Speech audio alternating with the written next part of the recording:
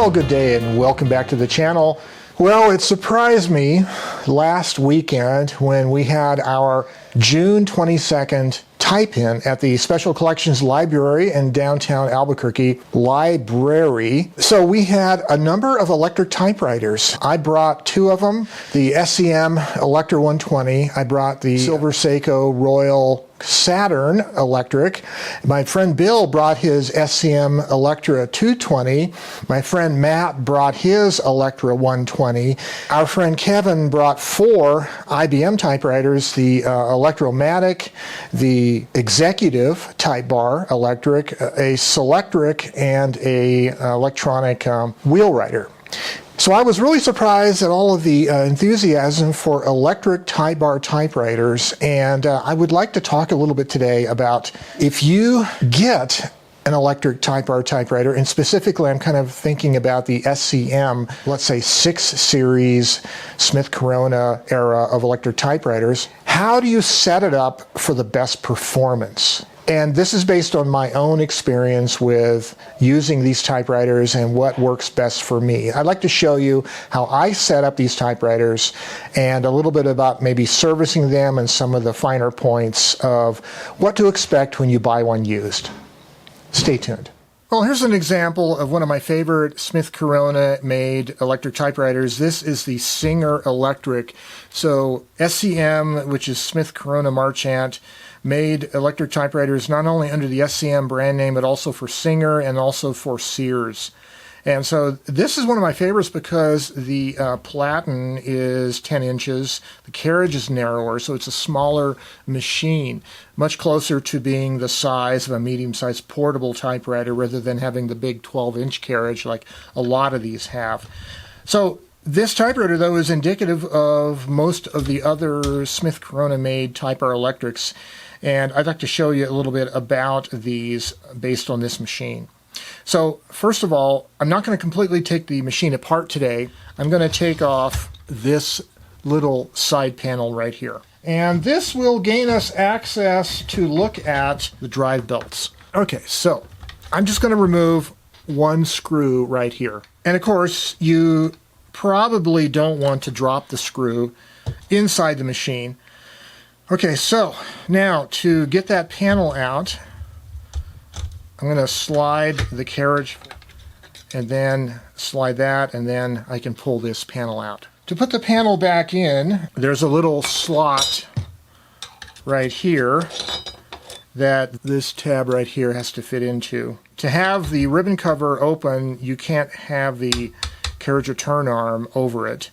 So it's therefore kind of tricky because then you have to put this back in place kind of blind.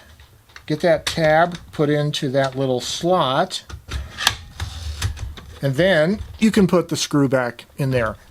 So briefly, to take these machines apart, you want to first unplug the cord, of course, and then on the left side you take out the one screw and remove this little bracket. On the right side you do the same, take out the screw, remove that bracket.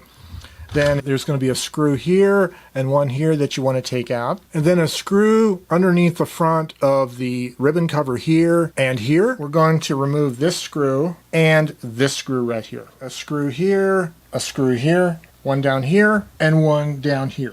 Well, okay, so here is a view looking down toward this side gap in the typewriter. I'm going to turn the power on. There is a primary belt which is running right here, and it's running off of a motor pulley. So the motor is in the back left corner of the machine underneath the carriage. There is a motor pulley, and it runs up to this intermediate pulley right here. And the intermediate pulley takes the primary belt and then it drives a secondary belt. And on this particular machine there's a little slip clutch device, this little felt washer. It's like a slip clutch. This secondary belt then drives the rotor. It's like a fluted spindle that runs underneath the keyboard itself, and that's what intersects the key lever action to create the actual typing. Down in there is the motor pulley that's attached to the motor shaft, and this pulley looking thing on the left is actually a clutch.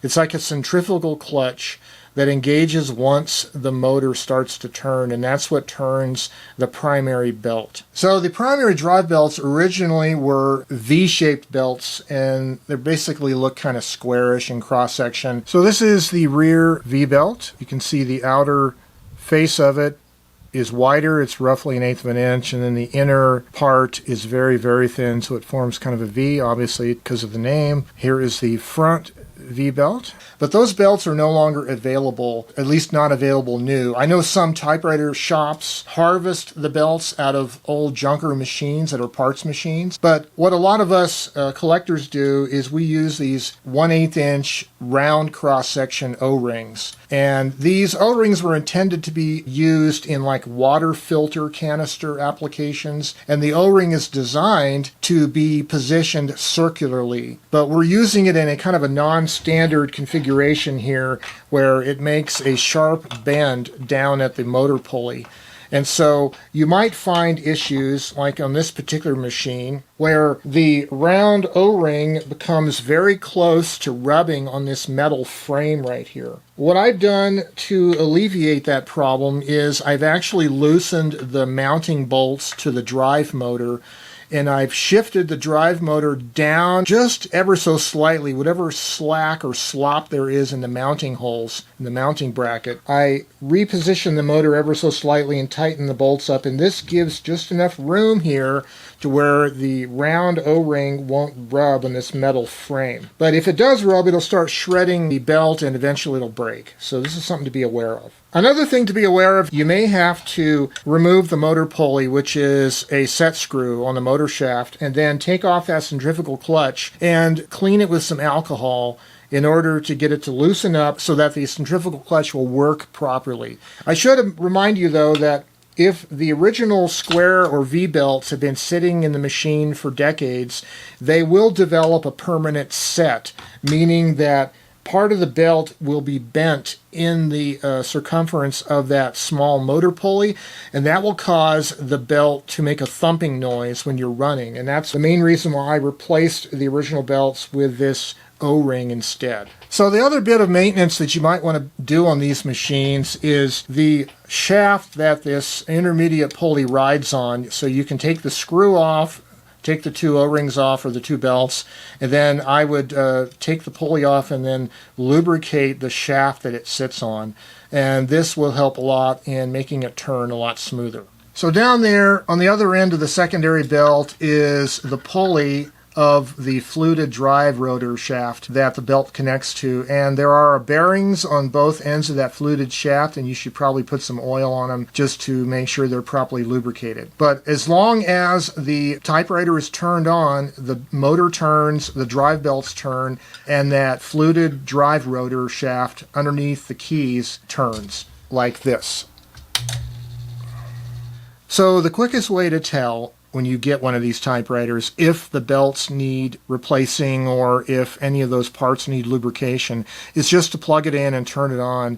You will probably always hear a little bit of a motor-like noise or a thumping noise or a little bit of a click-click-click or tick-tick-tick noise. That's common to just the way the belts run and the way that intermediate pulley runs. But if you hear a louder thump-thump-thump-thump or tick-tick-tick, it might be indicative of the fact that the belt, at least the primary belt, has a permanent set or a permanent curve to it that is causing that, and then you might want to consider getting some round O-rings to replace it. So I have talked to a number of online repair shops, including Dwayne Jensen, and as far as we can find, there are no replacement V-belts of the original kind available.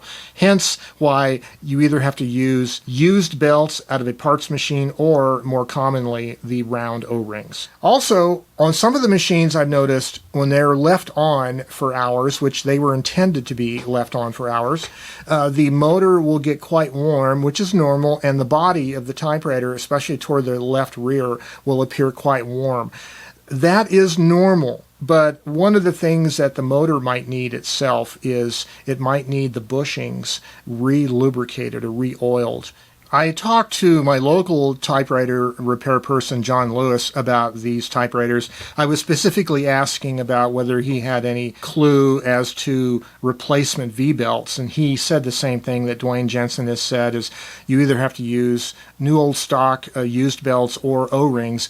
And regarding the O-rings, he said that there may be a slight noise to it that's increased because the O-rings aren't designed to bend as sharply around that motor pulley. But he said because the motor is designed to get warm and the typewriter gets warm under normal use, turn it on in the morning and leave it on. That's how a lot of offices use these typewriters. And as the motor gets warm, it'll actually soften the belt up, and the belt will perform a little bit better. It'll be able to bend around the small radius of the motor pulley better. And so that's a little tip that you might want to try also. Leave it on for a while and warm it up, and it might perform better.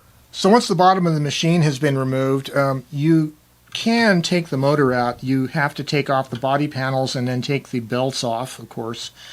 And once you've done that, so if you take off this screw in down here and this screw here, the motor will kind of fold out on the bracket here. And it'll give you access to the bushing points where you can re-lubricate the motor. There is here a cooling fan that runs as long as the motor is running, and there's a bushing behind the shaft of the cooling fan there, and then there's a bushing on the other side of the motor as well. Okay, let's talk about the mechanism that activates the keys. So when you press one of the keys, there are a set of linkages, and this little bell crank thing, spring-loaded, it will push down, and then it's going to push this linkage up and back, which pushes on or pulls on this little bell crank system.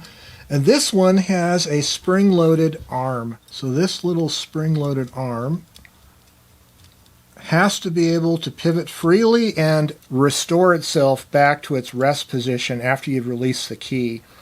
And one of the problems that these machines can get is this little spring-loaded cam will stick. And what will happen is when you turn the power onto the machine, that tight bar will repeatedly hit.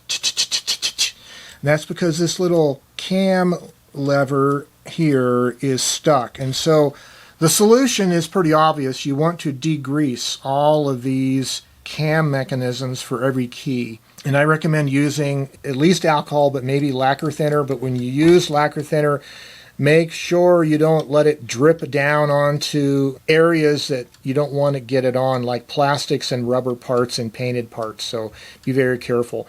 So I would kind of tilt this back, and then when you squirt the lacquer thinner in, let it drip off out of the machine on a towel or something. And also make sure you do it in a well-ventilated space because it is flammable. So anyway, all of these little linkages and these spring-loaded cams need to be degreased so that they will release and spring back when you release the key. So there are other areas that you might want to consider cleaning and degreasing, just like on a manual 6 Series typewriter, including all the slots in this secondary segment, and cleaning, degreasing, and lightly lubricating all of these pivot points on the type bar linkages, right down here. And of course, all the slots in the segment, just like with a manual typewriter, needs to be cleaned and degreased in order to restore normal operation. So thus far, I've really talked about some of the major servicing points that you might need to address when you first get one of these machines. But now that you have your typewriter in proper working order, there's a couple adjustments that you should know about. These are user adjustments that might make your typewriter perform better to your expectation. And the first adjustment is the copy set adjustment. On these machines, it's to the left of the shift and shift lock key, and it goes between 1 and 10. And what the copy adjustment does, so this intermediate pulley is spring-loaded. And the copy adjustment basically adjusts how much spring loading there is on the intermediate pulley, which actually causes a variable slipping of the primary belt, which affects how hard the type bars are hitting the platen. So it's set right now to 1, and as you increase it up to 10, you might have seen the pulley moves a little bit to the right. away from the motor, that stretches out the primary belt a little bit. Then if you reduce it down to 1, it moves closer to the motor, which gives more slack to the primary belt, and this causes there to be a little bit more slippage on the primary belt, less typing force, which means that the type bars are hitting the platen easier. The copy set is actually intended for stacks of carbon paper. You would generally keep it on 1 unless you had a stack of carbons, in which case you could increase the force with which it hits the platen to get a proper impression on your carbons. But other than using carbons, I always recommend keeping this at 1. It reduces the wear on the platen. So if you've watched previous videos of mine where I've talked about electric typewriter machines, you know I'm a fan of them. But I've also complained at times about it's easy for me to make typographical errors with these kinds of machines because, number one, the key travel is so short, and number two, often the force required to press the key is so light, meaning the key is so sensitive. So just by putting a little bit too much hand pressure on the keyboard, I can inadvertently trigger a key when I didn't intend it. The kind of force that wouldn't be an issue with a manual type bar machine becomes an issue with these electric type bar machines. But luckily, Smith-Corona made an adjustable keyboard tension or stiffness on these machines, which goes a long way toward fine-tuning the machine to your liking. And so you really need to adjust this to get the best out of the machine, so it's not too much force to press, but it's not too sensitive either. So underneath the front of the machine, this is a little wheel, and even with the typewriter turned off, I can press the keys and I can feel how much tension there is on the springs. So when you turn this wheel, it's a multi-turn wheel, you're actually preloading all of the keys with a certain amount of spring tension. If you turn it to the right, the tension gets higher, and if you turn it to the left, the tension gets easier. When I had this set up earlier, I had it all the way to the left, so it was the easiest to press. And I found it was a little too sensitive. So I do a couple turns to the right to increase the tension on the keys, and it makes it easy to press still. It's nowhere near like a manual typewriter in terms of the force required, but it's just stiff enough that it precludes you from making typographical errors caused by leaning on the keys inadvertently. So I find it very important to turn this control to the right. I suggest turning it almost all the way to the right. For me, I make less mistakes that way.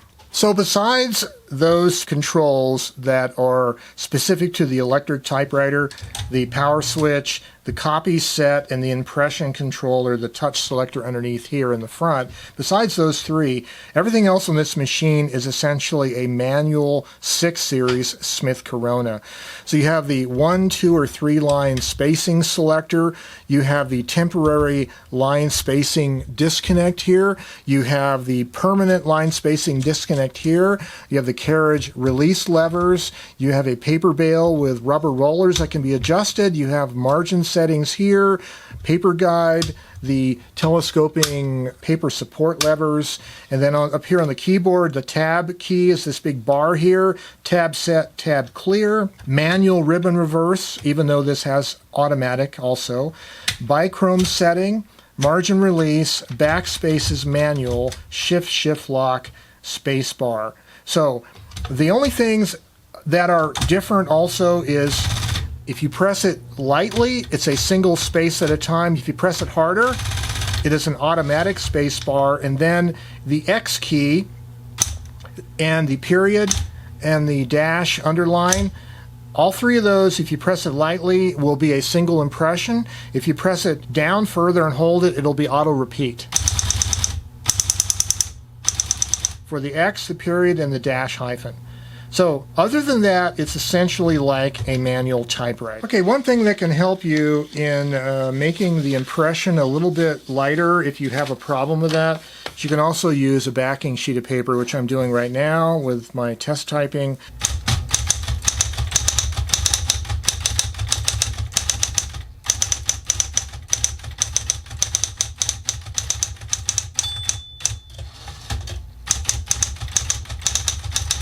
Well, that's pretty much the overview of the Smith-Corona 6 Series electric typewriters. There are several models that have automatic powered carriage returns, notably the Selector 220 and the Coronet Automatic 12.